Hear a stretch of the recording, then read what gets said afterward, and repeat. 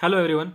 आज हम लोग नेगोशिएबल इंस्ट्रूमेंट एक्ट में एक केस को पकड़कर एक केस को समझेंगे जिसके द्वारा हम लोग holder of cheque and holder in due course and accommodation bill, जो कि मैं पहले वाली वीडियो में समझा चुका हूं, उसको और अच्छे से समझेंगे।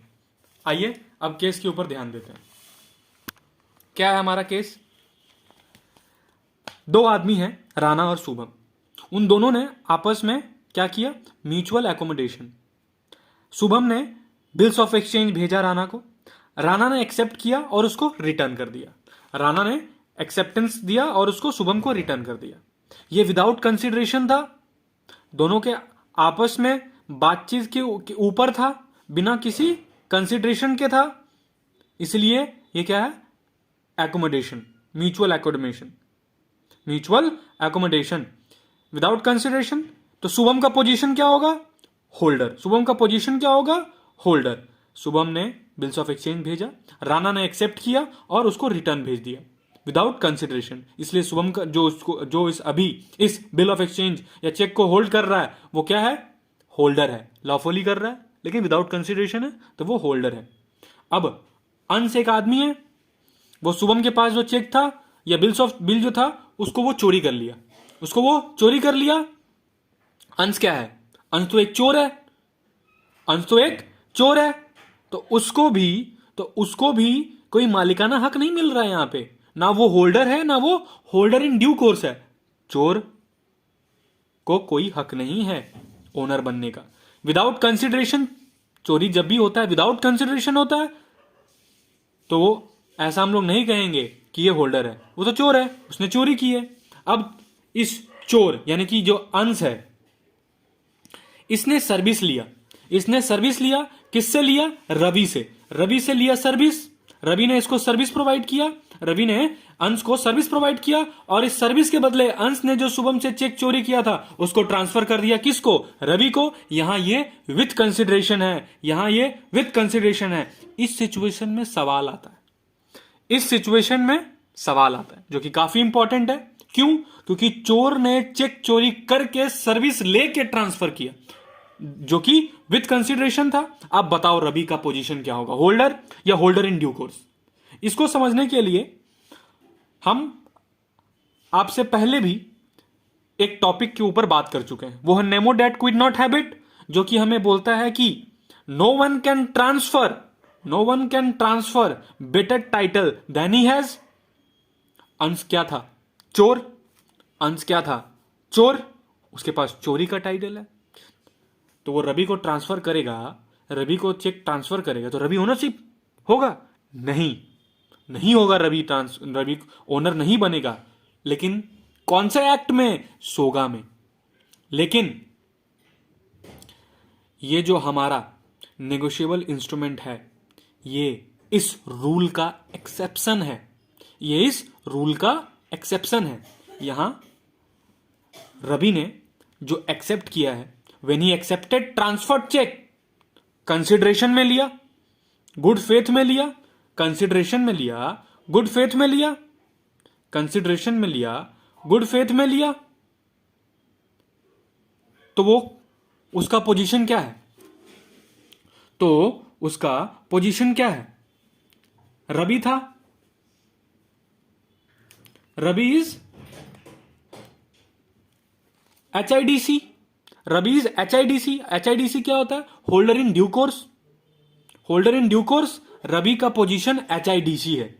रवि का पोजीशन इस केस में HIDC है, क्योंकि उसने कंसिडरेशन में लिया और गुड फेथ में लिया और negotiable instrument nemo dat quid not habit का एक्सेप्शन है।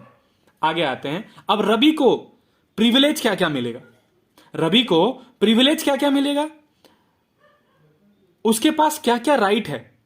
अगर मान लीजिए जो चेक रवि को ट्रांसफर हुआ है, जो अंश ने किया चोरी करने के बाद, हालांकि उसने चोरी करने के बाद ट्रांसफर किया, किसने? अंश ने। लेकिन फिर भी नेगोशिएबल इंस्ट्रूमेंट में रवि को एडवांटेज है, उसको प्रिविलेज मिलेगा। किसको? रवि को। क्या प्रिविलेज मिलेगा? आइए जानते हैं। He has right to sue other parties for money. इस चेक से जितना भी पार्टी जितना भी पार्टी रिलेटेड था, जितना भी पार्टी, वो सबको सू कर सकता है अपना पैसा निकालने के लिए। कौन कौन, किसको किसको किसको सू कर सकता है? शुभम को, राणा को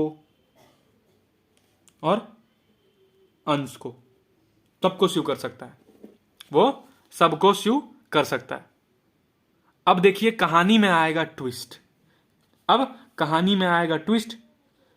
नॉट नेगोशिएबल एक टर्म है, नॉट नेगोशिएबल, आइए उसको भी समझ लेते हैं। नॉट नेगोशिएबल क्या होता है? मैं आपसे पहले बता चुका हूं इस साइन का मतलब। कहां पे? ये जनरल क्रॉसिंग है, ये दोनों जनरल क्रॉसिंग है, दो टाइप का जनरल क्रॉसिंग, ये दोनों जनरल क्रॉसिंग है। इसमें क्या होता है, इसमें क्या होता है, ये दोनों आपको पता है।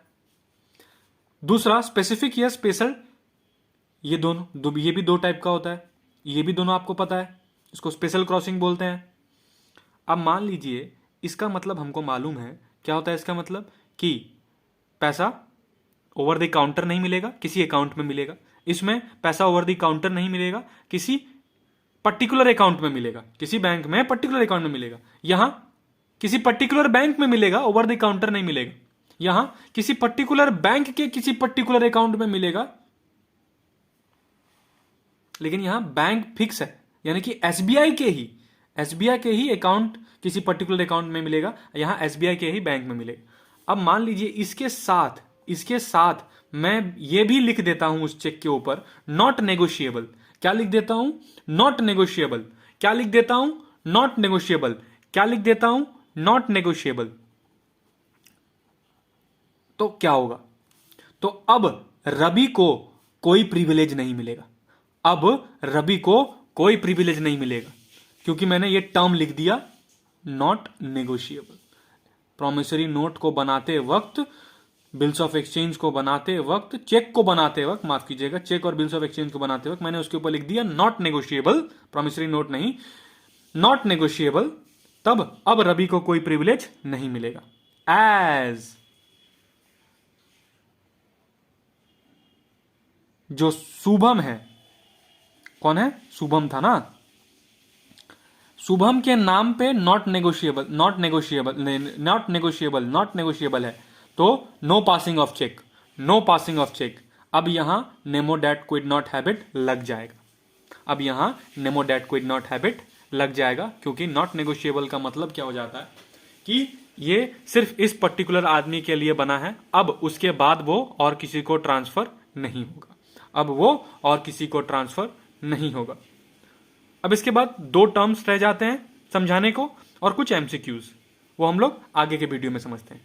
आज के लिए इतना ही, धन्यवाद।